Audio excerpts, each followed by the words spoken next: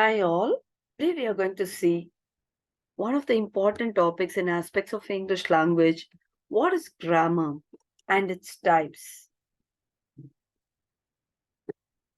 What is grammar? Many are allergic to grammar, but grammar is a basic fundamental to the language learning process. So grammar is a system of rules that allow us to structure sentences. It includes several aspects of English language like parts of speech, words, verbs, adjectives, nouns, adverbs, prepositions, conjunctions, modifiers, etc., clauses, punctuation, and mechanics of language. So, Lindley Murray is best known as the father of English grammar. So, there are several types of grammar in English language: descriptive grammar, prescriptive grammar, comparative grammar, generative grammar, mental grammar, performance grammar, traditional grammar, transformational grammar, and universal grammar. The list doesn't end over here. Every day it keeps adding. Descriptive grammar. So, descriptive grammar refers to the language structure. This type of grammar is mostly used by speakers and writers. So, it is an analytical approach that focuses on observing and describing how a language is used by native speakers in real life. So, descriptive linguists record and study the natural use of language, valuing the use of language variation and evolution without imposing judgments or rules or what is right or wrong. So it can be defined as a set of rules of language based on how it is actually used.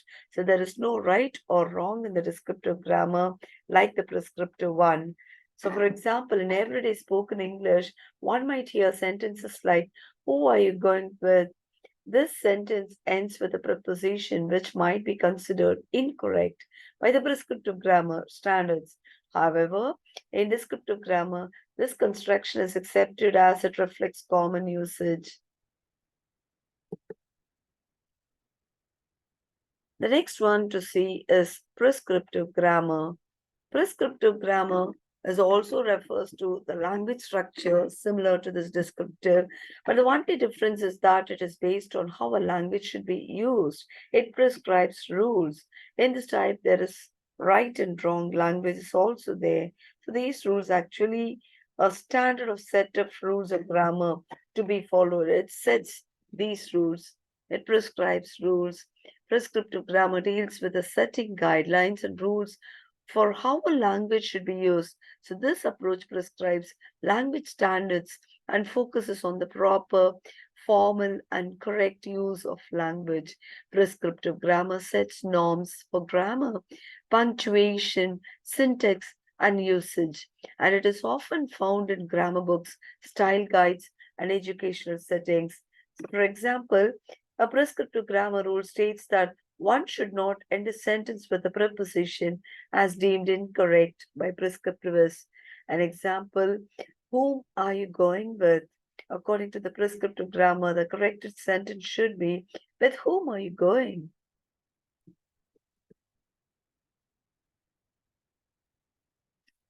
The next one to follow is comparative grammar. So, the comparative grammar is defined as a branch of linguistics in which the grammar comparison and analysis of grammar structures of the language are considered. So, it is also known as comparative philology. So, this analysis and comparison on grammatical structures of related languages is known as comparative grammar. Contemporary work in comparative grammar is concerned with a faculty of language that provides an explanatory basis for how a human being can acquire first language. In this way, the theory of grammar is a theory of human language, and hence it establishes the relationship among all languages.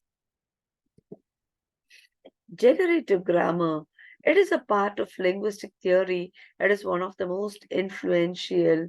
It includes set It includes the rules determining the structure and interpretation of sentences that speakers accept as belonging to the language.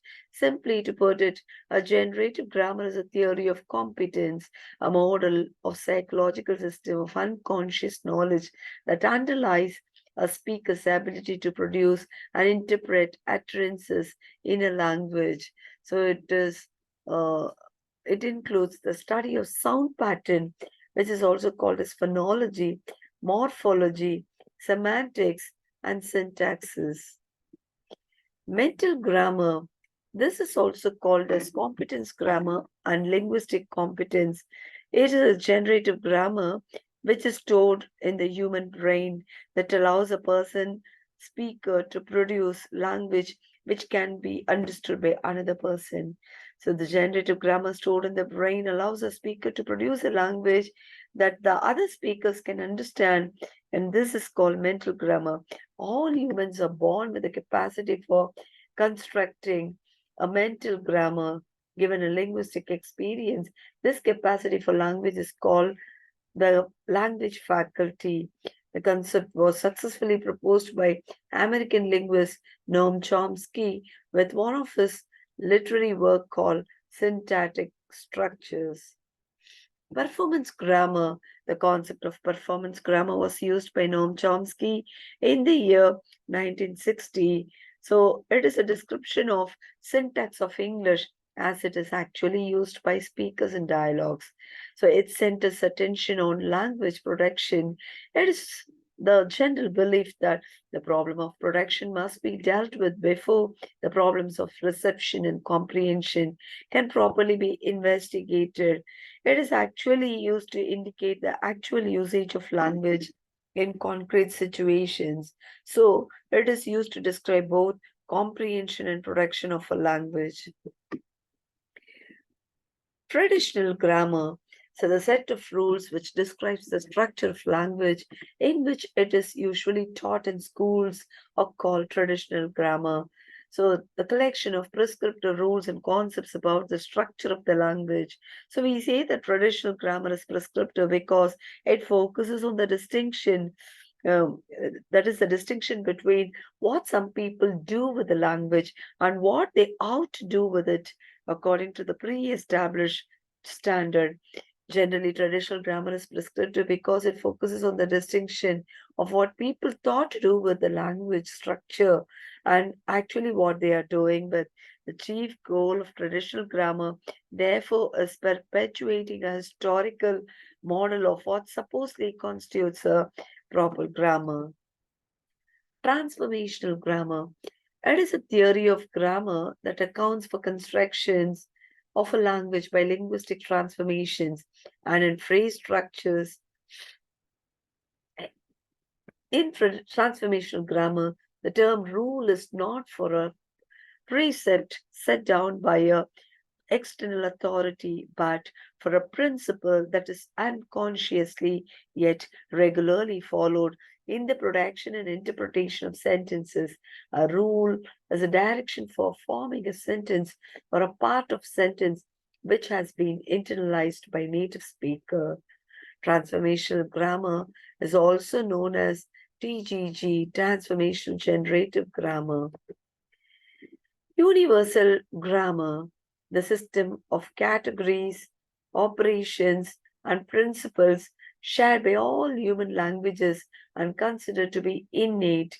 Taken together, the linguistic principles of universal grammar, it constitutes a theory of organization of the initial state of the mind and brain of the language learner. That is, it's a theory of human faculty for language. Hope you're benefited by this presentation. Thank you.